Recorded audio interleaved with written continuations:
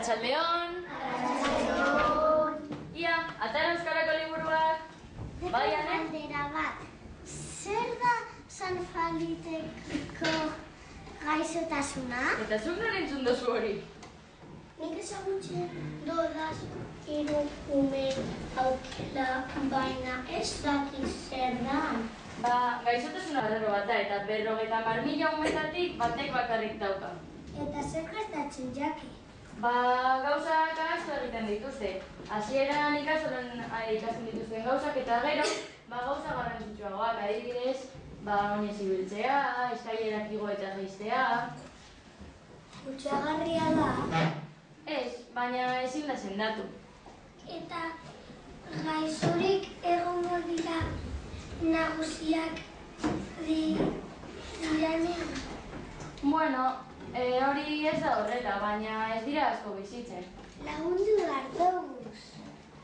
Baina nola? Begira, ikusi eta ikasi.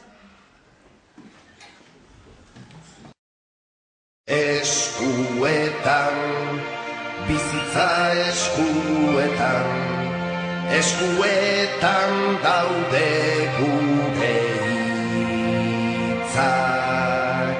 Eskuetan, bihotza eskuetan, gure esku dago mundu bizi bat.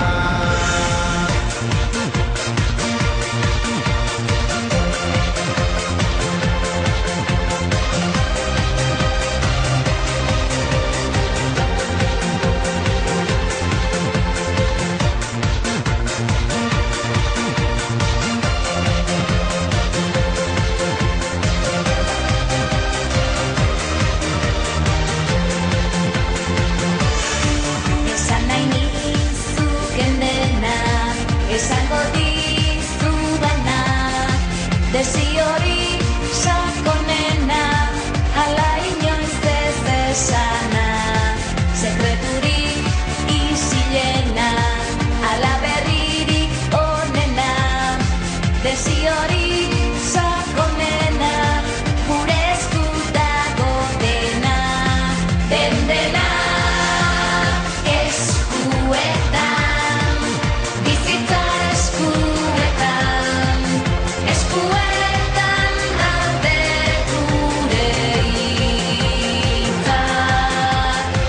Eskuetan, bihotza eskuetan, gure esku dago mundu berri bat. Nizutik gaixo esatea, zuk niri zer moduz lagun, zezara nire maitea, denok ikasi dezagun. Esan nahi nizuken dena, esango dizudana, desi hori sakonena, ala inoiz ez esana, esana. Eskuetan, hizkuntza eskuetan, eskuetan daude hitz guztiak.